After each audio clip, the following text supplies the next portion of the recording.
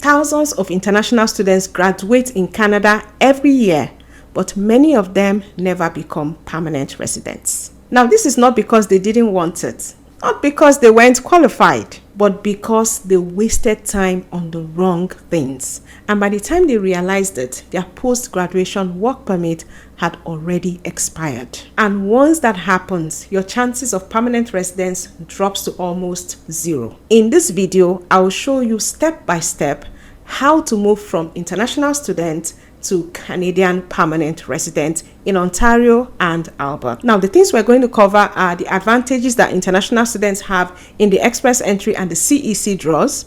We'll also touch on how the post-graduation work permit or the PGWP sets you up for permanent residence. We will talk about Ontario pathways to permanent residency as well as Alberta pathways to permanent residency. We'll cover the timelines, the cost, and which of these provinces might be faster for you. And then, of course, we're going to look at some real-life student examples, what worked and what didn't work. So whether you studied a diploma, a bachelor's, a master's, or a PhD, or you're planning to, this video will give you a clear roadmap to permanent residency. You cannot afford to miss this one. And in my next video, I'll talk about 2 other provinces, and this is where you get the chance to choose what those 2 provinces are going to be. So leave your 2 suggestions in the comments now. And also, please note that this video is not immigration advice. It's only for education and information purposes. So make sure that you check the appropriate Canada immigration website for current information. First of all, let's talk about the good news. If you studied in Canada, you already have a head start because you get extra points, up to 30 CRS points in the express entry just for having a Canadian diploma or a degree. After graduation, you get a post-graduation work permit or PGWP that lets you work full-time in Canada after your studies anywhere for any employer. And if you work in Canada for at least a year in a qualified job, you also qualify for the Canadian Experience class. Now, think of it like this. If someone in India or Nigeria wants to apply for PR from their country, they are competing with thousands of people worldwide. But you already lived here, you studied here, and maybe you even worked here. That makes you more attractive to both the provinces and the federal governments. So, what's the federal route? It's called the Express Entry. It manages 3 programs: the Federal Skilled Worker, the Federal Skilled Trades, and the Canadian Experience Class or the CEC. As an international graduate, your sweet spot is usually the CEC. The requirement is just 12 months of full-time skilled work experience in Canada. That's NOC tier 0, 1, 2, or 3 jobs.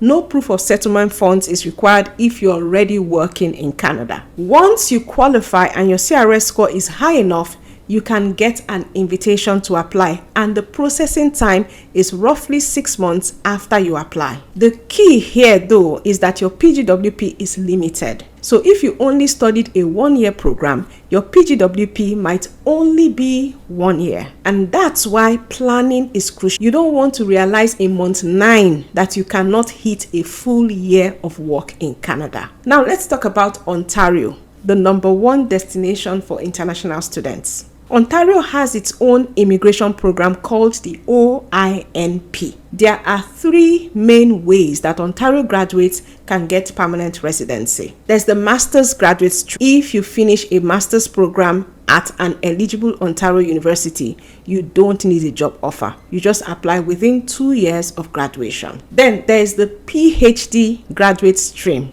If you finish a PhD program, you can apply. Again, no job offer is required. Then there's the Employer Job Offer International Student Stream. This one is for bachelor's, diploma, or graduate certificate holders.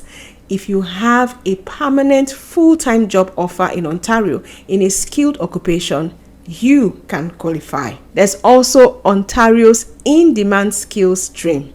This one is for people with a full-time permanent offer in specific tier 4 to 5 jobs that Ontario needs. So jobs like personal support worker, home care worker, truck drivers, construction workers or construction helpers, farm and greenhouse workers, and many more. There's a list of qualified occupations. You do need at least 9 months of paid work experience in Ontario in that same job in the last 3 years, and your employer also meets the OIMP rules. And then, of course, the wage you are paid is at or is above the median wage for that job. For the Ontario in-demand stream and the international student stream with a job offer, these are usually the steps. The first step is that your employer creates that job offer in the employer portal of the OIMP. Then you create an expression of interest profile as well. Ontario runs their draws. If your expression of interest score is high enough, you get an invitation to apply for nomination. You apply to OIMP, you get the nomination, you receive that nomination certificate, and then you apply for PR with RSCC. These are non-express entry pathways. Note that the in-demand stream is a solid pathway when your job is tier 4 to 5. Those jobs are usually not eligible for the CEC draws, and this would be your best bet if you're in those jobs. With regard to cost, it costs about $1,500 for the OIMP application. Now let's move west to Alberta.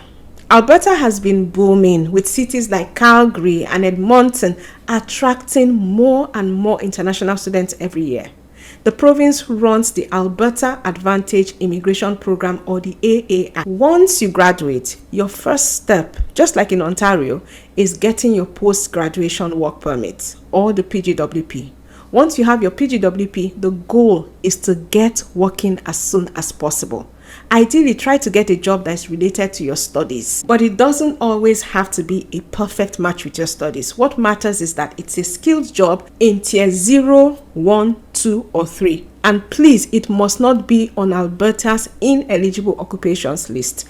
Basically, those are jobs that the province has decided that they will not nominate for. Most of the jobs excluded are lower skilled jobs, or they are just in certain industries that the province doesn't want to nominate. Now, here's a key difference from Ontario. Alberta almost always requires you to have a job in Alberta to give you a nomination. There are exceptions, like the entrepreneur route, but for most graduates, a job offer is needed. Now, Alberta has a few streams under the AAIP, the Alberta Advantage Immigration Program. But as an international graduate, these are the big 3 ones that I think you should care about. The first one is the Alberta Opportunity Stream, the AOS. This is the preferred option for graduates working in Alberta. Then there's the Alberta Express Entry Stream. Alberta picks candidates directly out of the express entry. There's also the graduate entrepreneur stream. This one is for graduates who want to run their own businesses. There's also something called the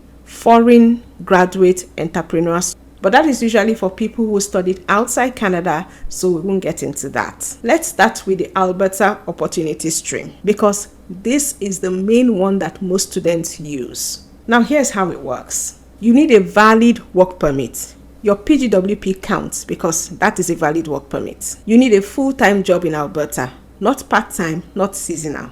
At least 30 hours per week with an Alberta employer. Your education must be approved by Alberta's Ministry of Advanced Education.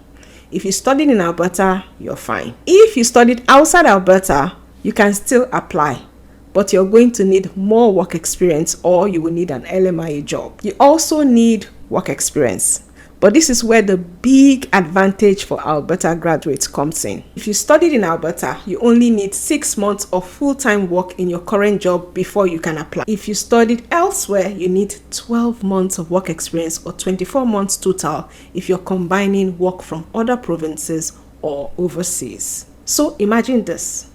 You studied in Calgary. You finished a 2-year diploma, you got your PGWP, and you found a job as a software designer. 6 months later, you could already be applying for provincial nomination. And that is fast. Language-wise, you will need CLB 5 for most jobs, or CLB 7 if you're in a regulated job like nursing. And if your job is regulated, you will need the proper Alberta license or trade certificate before you can apply. So how do you apply? Alberta switched to an expression of interest system in 2024. So instead of first come, first served, you fill out a profile online. Alberta ranks you, And if your profile matches what they need, say you studied in Alberta, you are working in an in-demand occupation, or you're in a rural town, you get invited. Then you submit a full application and you pay the fee, which is about $1,500. The processing time is about 4 to 6 months for the nomination. Now, next up that we'll talk about is the Alberta Express Entry Stream. You can't apply to this one directly.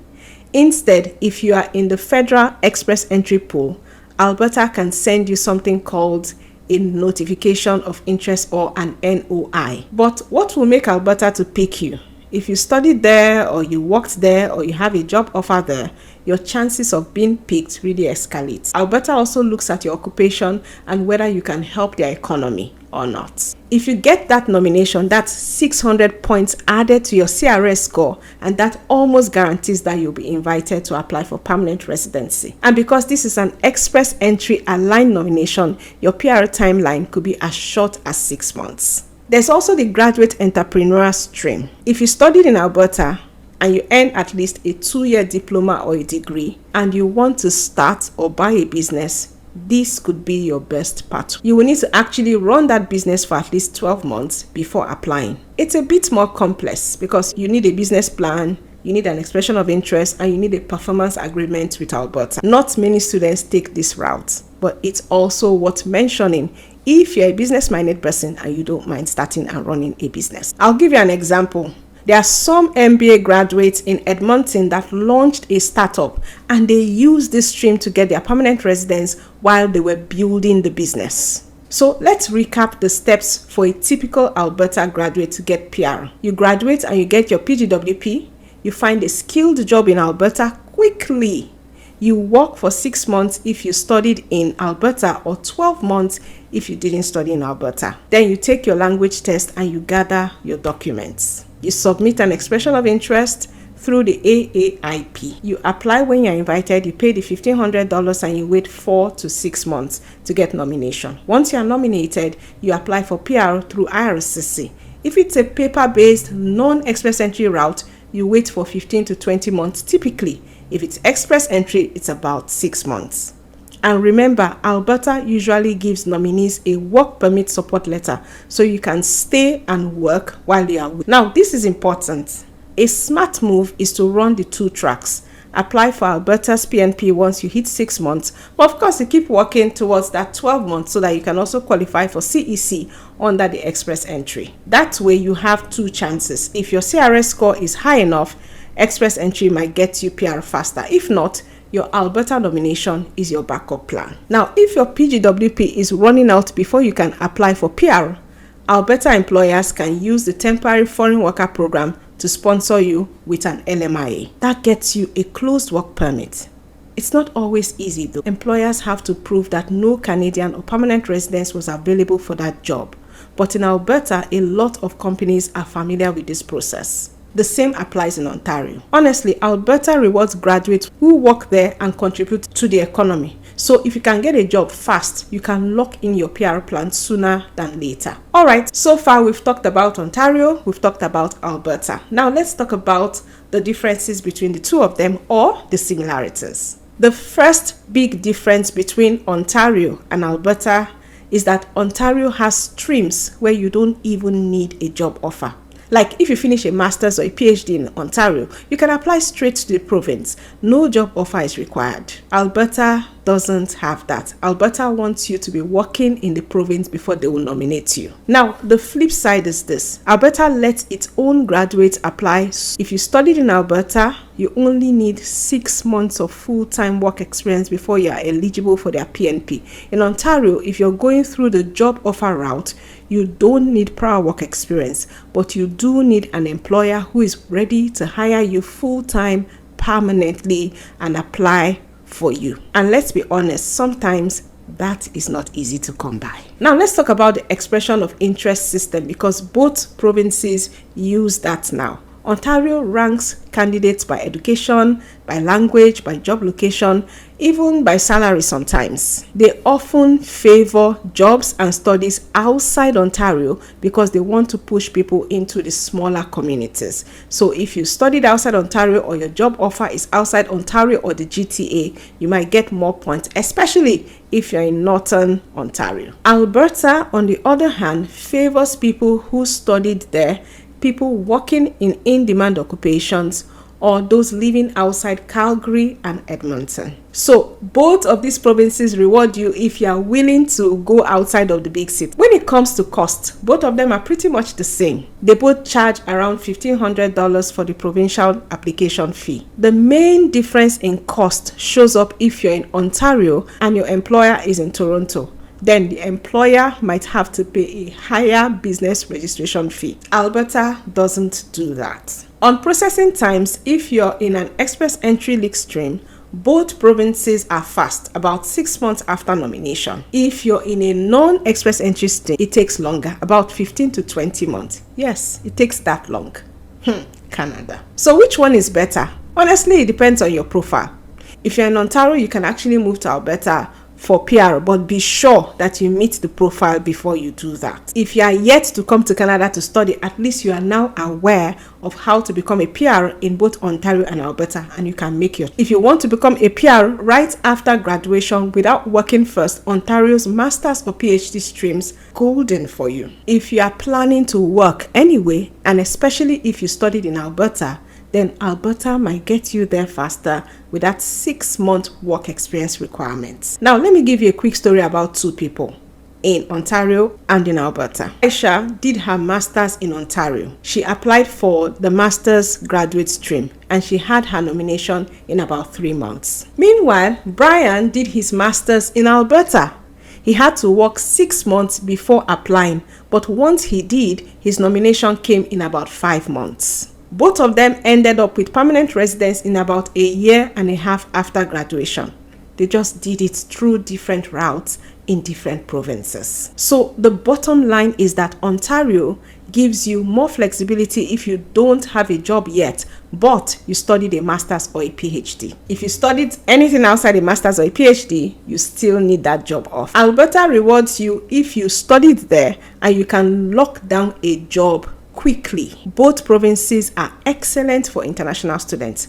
The best one for you depends on your situation and your profile, and of course your preferences. But remember that once you apply for PR through express entry or PNP, you can get a bridging open work permit to continue working legally while you wait for a decision. If you are getting value from this video so far, you know what to do. So if you're an international student in Canada or you are planning to be, you already have a big advantage, but you need to plan early and you need to know your options. Don't wait until you graduate before you now start running around to even understand what you need to do to get permanent residency. If you're in Ontario, look at the masters, the PhD, the job offer, or the in-demand streams. Understand how they work. If you're in Alberta, leverage that 6-month rule for graduates. Always keep express entry in your mind if you qualify, because it can be the fastest route to PR, but only if you qualify. Again, don't wait until your PGWP is almost expired. Start planning your PR strategy while you're still in school studying. Thank you so much for watching. If you found this video helpful, like it so that more students can see it, and subscribe to the channel for more Canada immigration tips. And let me know in the comments, which province are you studying at, or which province do you plan to study at, and what is your PR plan? I'd love to hear your story. Also, what province or 2 provinces should I talk about next? Just drop it in the comments and I'll see you in the next video. Peace.